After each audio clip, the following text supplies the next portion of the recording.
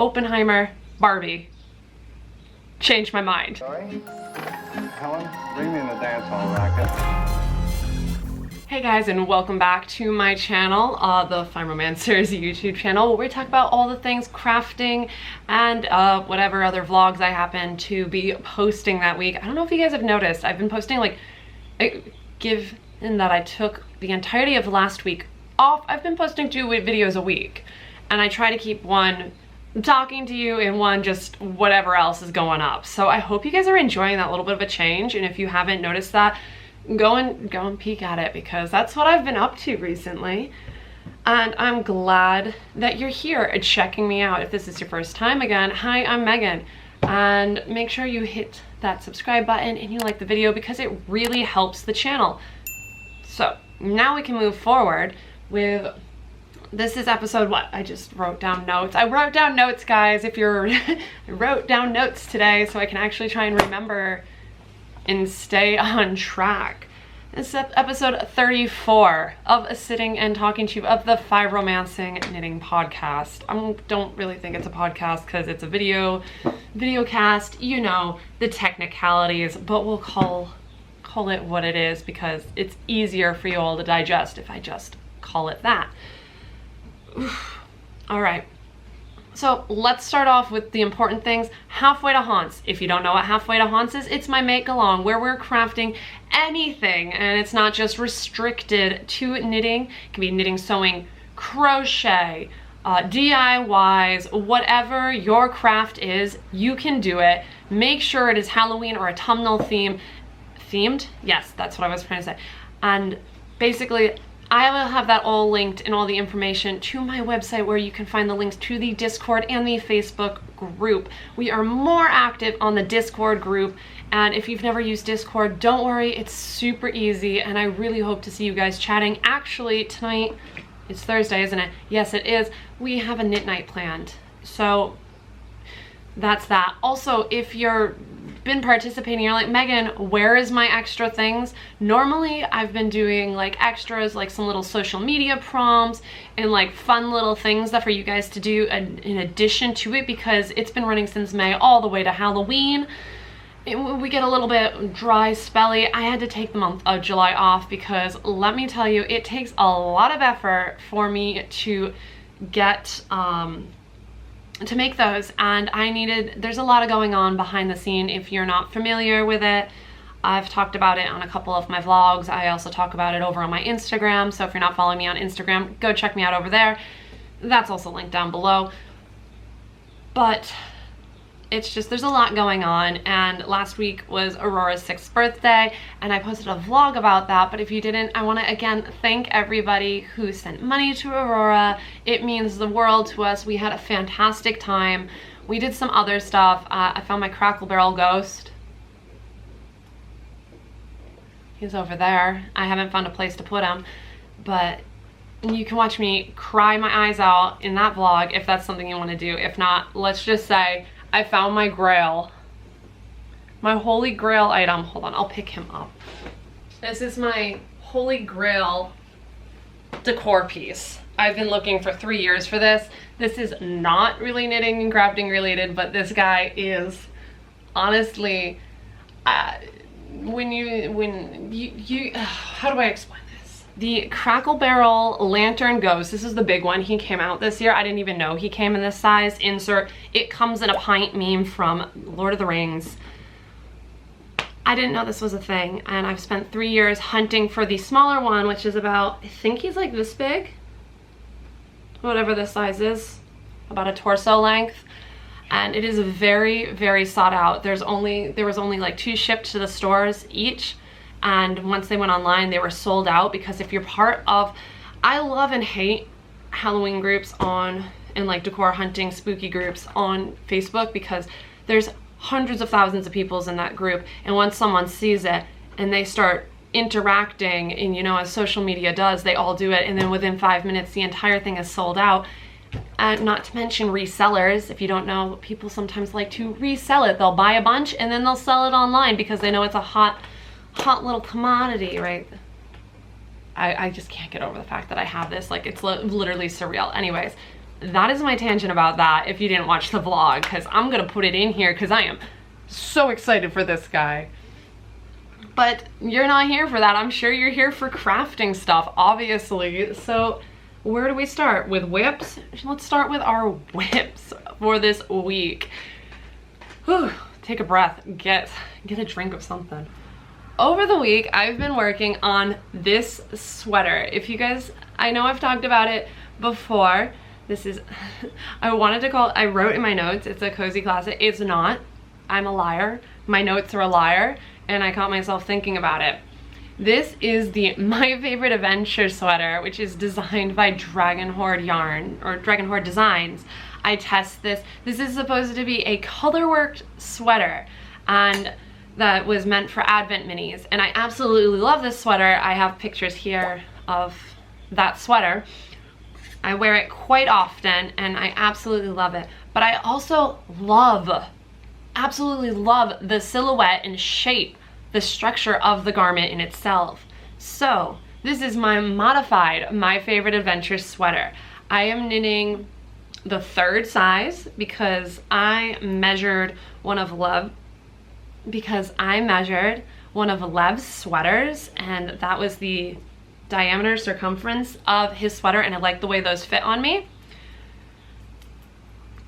So again, this should have colorwork, but it doesn't. In this way, if Lev feels like wearing a blue sweater, he can. Let me talk about the yarn. I picked this yarn up at Maryland Sheep and Wool. Actually, not Maryland Sheep and Wool. While I was at Maryland Sheep and Wool at the Yarn Centric event that I was helping Geektastic Fibers vend at, I picked up this woolen vinyl. This is the Pop Punk sock base. So it has like these, can we get you? Come on, there we go. It's got these little slubs, rainbow slubs. This is an 85 superwash 15 Donegal nap blend, and this is on the Rihanna colorway because bless our patron saint, Stevie Nicks. So this is I'm going to show you right here on my little Sookie Stack house marker. This is where I was working on I was working on this last week when we had our knit night. This is a week's worth of progress for me. I was halfway through the raglan increases. Here, we'll put it on my arm so you can see, because I've got it on the smallest needles possible. My little Sookie Stack house stitch marker, and like I said, I don't know if I said it before I started correcting myself. I'm about 3.5 inches into the body. I'm not sure how long I'm gonna make this. I believe the pattern has it go for 13 or 14 inches. Also, my version of the sweater is a cropped version. When I did it to the pattern instructions with the color work, in case you were wondering, I do have all colors, and I have notes on that on the Ravelry page for that project. Again, beautiful sweater, amazing. All of Tristan's patterns are written so well, and I love them so much, which is actually probably a segue into the other whip, which I haven't technically started, where it's still in this page. It's still in the stage of I need to cake up yarn for it, but I am testing her new Dryad tank top, which is absolutely adorable, stunning. It kind of has the same silhouette as this one that I'm wearing, right? Except right here, the tie can either have a tie back or a bow, and I think I'm gonna do the bow option. And I'm really excited to get that going. And I'm going to use this sock set from her. Can you see the sparkle? She's making fun of me because I've had this skein in my stash for probably about 5 years. This is Use Our Powers of Anxiety for Good. This is on the Sprite fingering, which, if you guys know, I'm a sucker for stripes or sparkle. Both makes it better.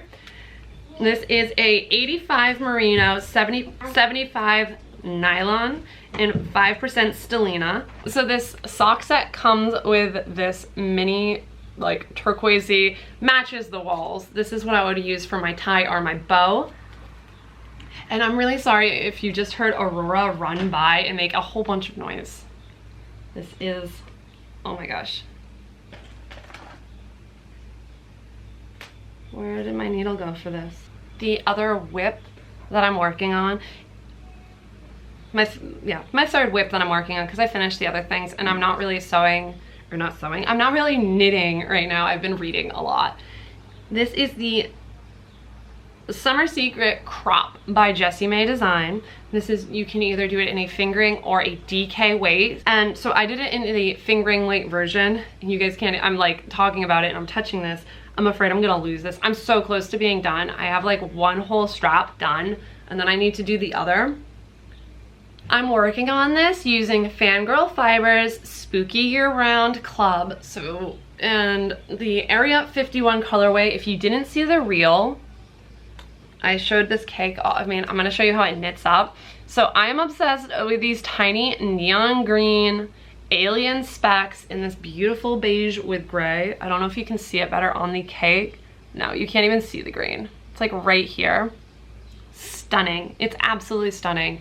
I show off the skein of it in the reel that I made, but Emily does these clubs and they open every once in a while. They're not always open, which are, you know, there's a couple of them. I know there's a romance novel one, a Taylor Swift one, the Disney one, which I also get, and I'm Spooky Year Round.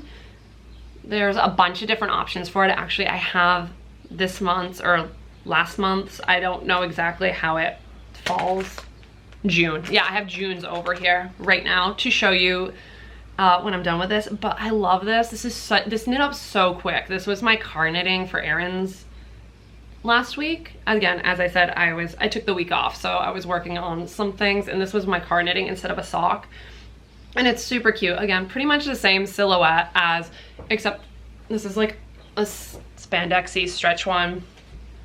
I like this. It's got the back, I'll tie it. You can do crisscross. There's a lot of customization.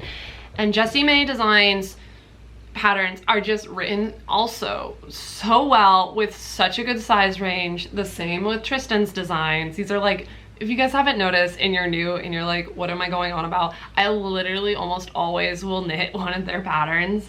Always. Tristan, hands down, she's got a test knit. I'm done, I'm there. I'm the spirit of the test knit group. I've been there since the beginning of time. I'm the local cryptid of the group.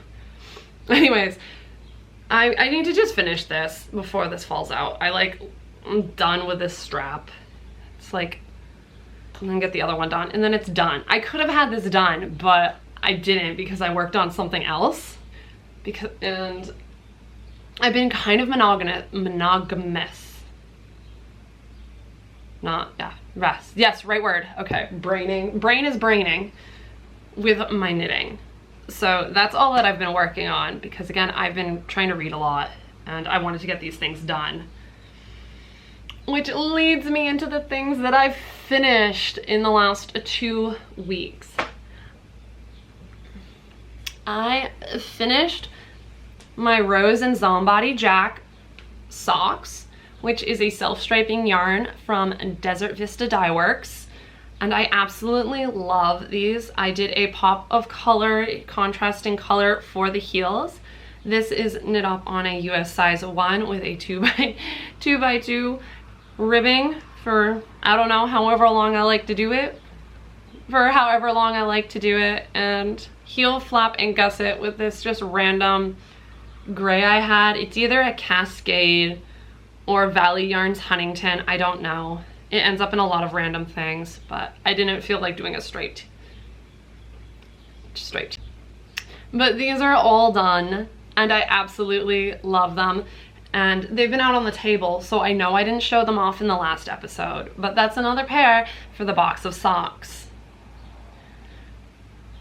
I don't think I said I cast on 64 stitches for these, and that's my like vanilla. My vanilla formula is 64 stitches, 2x2 sock, knit for about the entire length of my phone.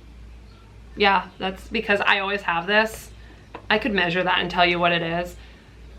And then, you know, knit close my toe. That's my, and oh, heel flap and gusset. That's my special sock formula. That's my, whatever, how I take my cup of coffee sock kind of thing. The other thing that I finished is another pair of socks. These are the Charcuterie Anyone socks by Crystal T Knits. This pattern comes with a fingering weight and DK version. This is me not weaving in my ends. And if you can see that there's two, you'll know that I held my fingering double, so therefore I did the DK version. I also ran out of yarn and I had to pick up a different random green that I had, which I think is one of Yarn Cafe Creations greens. But it's just this really fun, textured, let's see if I can show you the front of it. You see it? It's just a textured, very easy, very mindless. I was knitting these up while I was watching some live streams and watching Lev play Dead by Daylight. And this was using a random ball of yarn from my stash that has been unmarked and was caked up. And I want to say maybe it was Plymouth yarn, but I have absolutely no clue. It's been caked up for eons and eons and eons, and it just was sitting in a bag on my floor under my vanity, and I kept looking at it like, I'll get to you, buddy. Don't worry, buddy. I got you. And so I finally was like, you gotta be DK socks. I can't look at you any longer. And so they became this. And I think these might go to Lev. I don't know. He loves a thick sock for the house, like a house sock. If you don't know who Lev is my emotional support human. And my husbeast, so. Yeah, I think these are gorgeous. Have I been on a blue kick lately? Maybe just a little bit. So that's two pairs of, oh well, once this is dealt with. See that? Gotta deal with that. It's me being lazy again. Oh no! No. I did weave it in. I wove it in already. I just didn't cut the excess, not access. That's how I talk. Also, I forgot to mention that I cast on this tank top specifically because you guys voted that I needed to start a tank top on here on YouTube. I had a poll. Should I start another pair of socks because I had finished this, or should I start a summer tank? This is the summer tank that I started, so thank you everybody who voted. I forgot to mention that. And my third finished object final finished object for this week is a Love Note sweater for Aurora, which, well, this is for Aurora. This is the, what is it?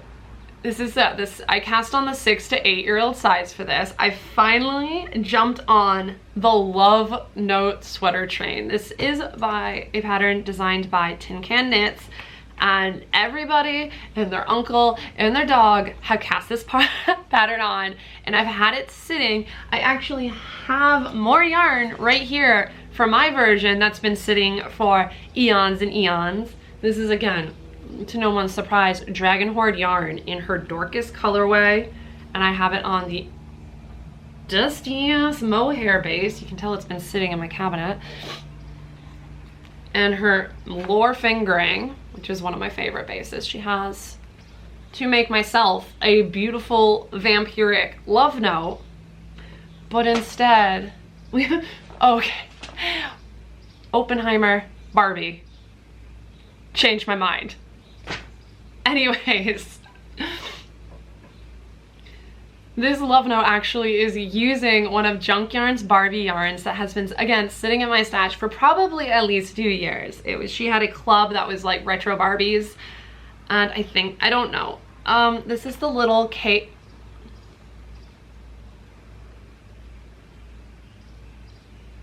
Are you gonna show? This is my little ball that I have left of it. It's got this neon Barbie pink and orange. It's everything. And I held that double with Fangirl Fibers, Disney Ride, Park Run, and this, you can't really tell. This is like a creamy color with a bunch of little pops of color. This was the Matterhorn colorway. And I held those double to make Aurora her love note. This is Aurora's Rhineback 2023 sweater. I've officially gotten it done. Am I counting this for my halfway to haunts because Rhineback is a fall and autumnal event? Yes, I am. Is it Barbie pink? Yes. Do I care? No. Am I a sleazy Carmen when it comes to my own make-along? 100%. I am pitching this. You better buy it because, guys, I make up my own rules. But I love it. She loves it. Again, I gotta weave in the ends. I literally finished this yesterday afternoon. And again, this is the 6 to 8 year old size. And this is meant to be worn with a lot of positive ease. And I'm putting this on to show you. This is how much positive ease this sweater has for Aurora. I'm not going to block it. But this is what it looks like on me. And I'm okay with that. So I know based off of this what I'm gonna do, but this fits her almost entirely. I absolutely love this sweater. So you could see when it's on me a little bit better, the lovely lace work that's in it. It's just gorgeous. And I'm glad that I got these yarns out of my stash, as this Barbie yarn has been sitting, again, forever.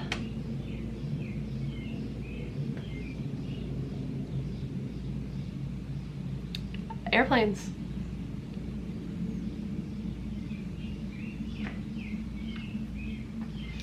Which is everything that I worked on in the past 2 weeks. I've just been chilling, and like I said, there's so much going on behind the scenes. But before we finish up, I do have 2 things that have come into my stash to share with you, which would be the Fangirl Fiber clubs. So, for the month of June, I'm trying to do this without making all of the crinkle noises because I gotta get these out. The Stay Spooky Club, and I gotta make my reel. I've already got it in my head. We're gonna be doing this later on.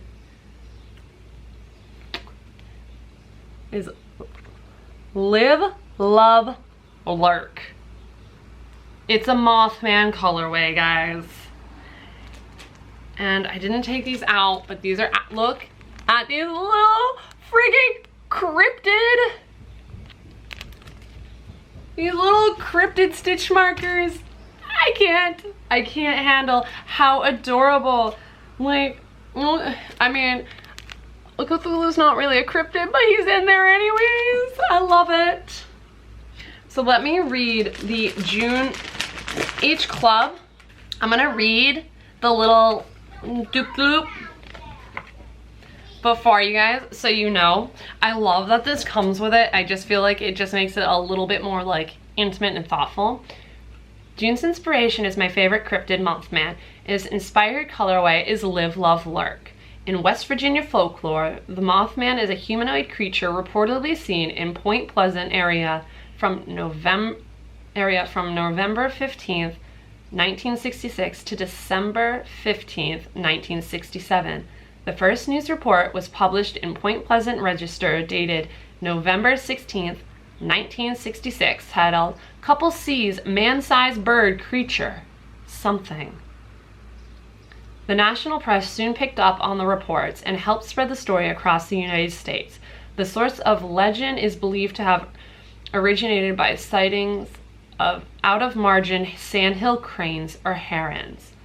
The creature was introduced to a wider audience by Gray Barker in 1970 and was later popularized by John Keel in his 1975 book, The Mothman Prophecies, claiming there were supernatural events related to the sighting and a connection to the collapse of the Silver Bridge.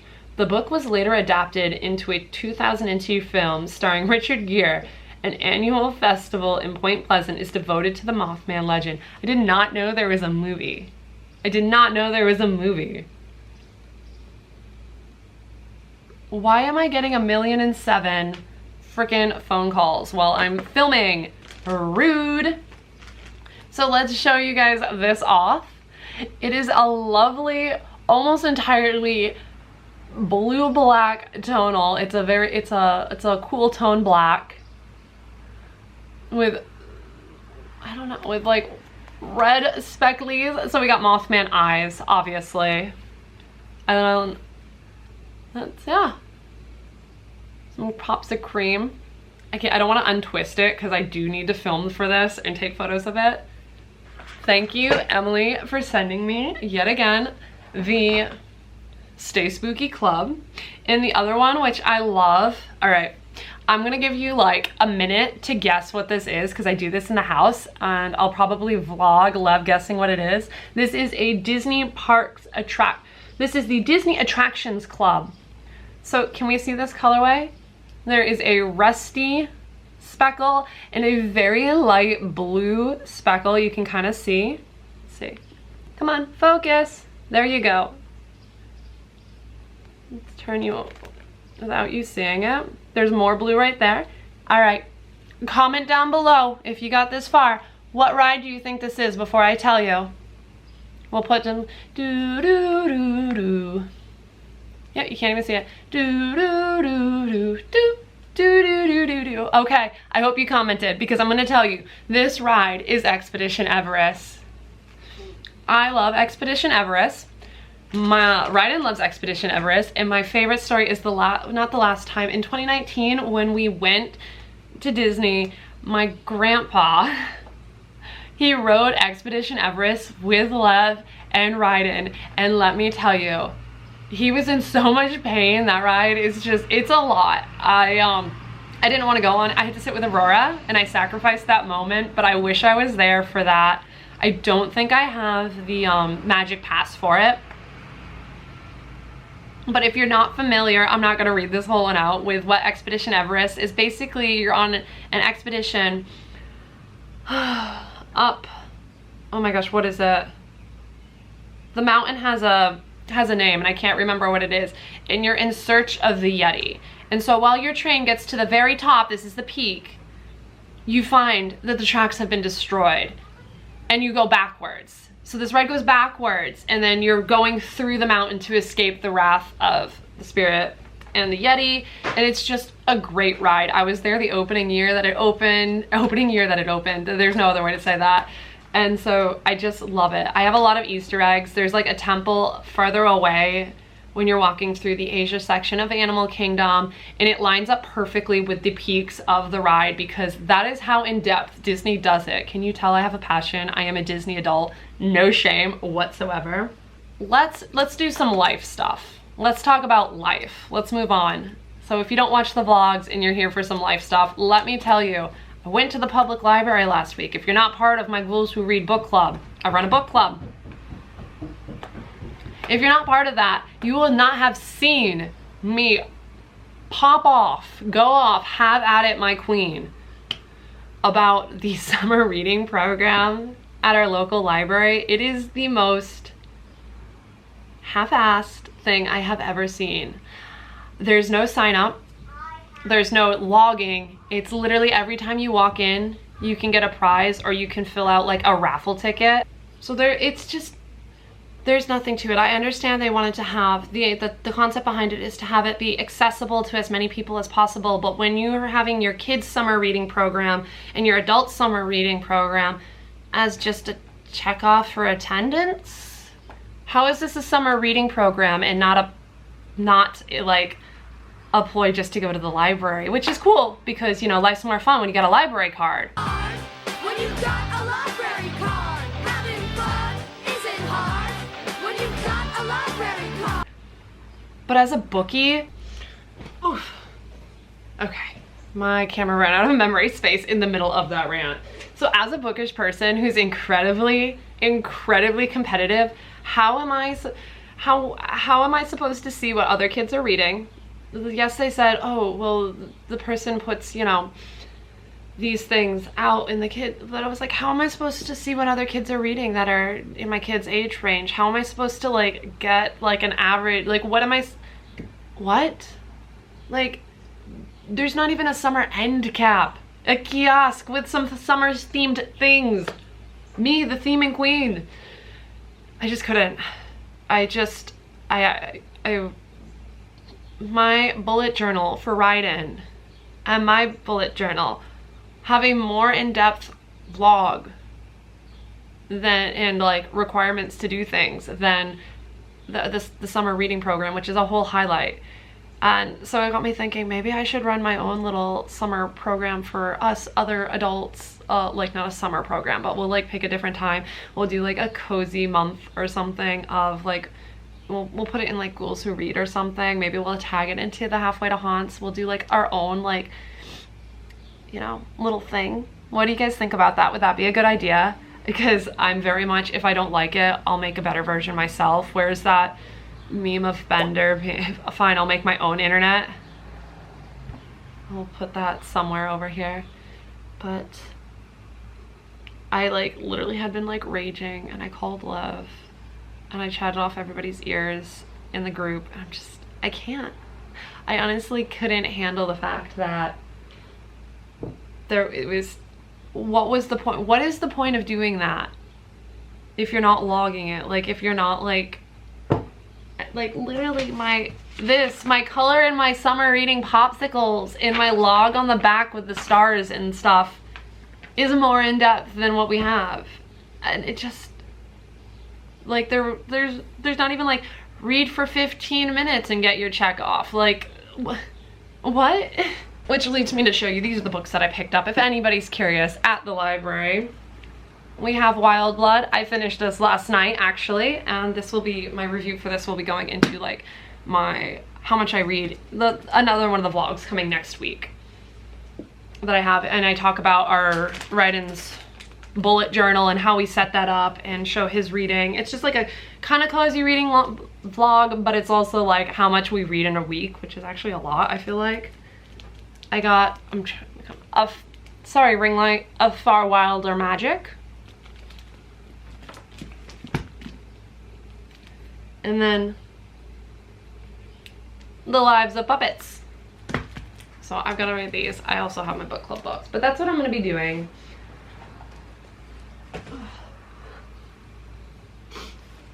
I'm not going to touch on life stuff because as I do, I touch on life stuff in my like vlogs that have been going up in between these episodes. So if you're curious about what we're actually up to more so, please go back and watch any of those videos. Thank you for joining me, and I will see you guys next time. I love you all. Bye-bye.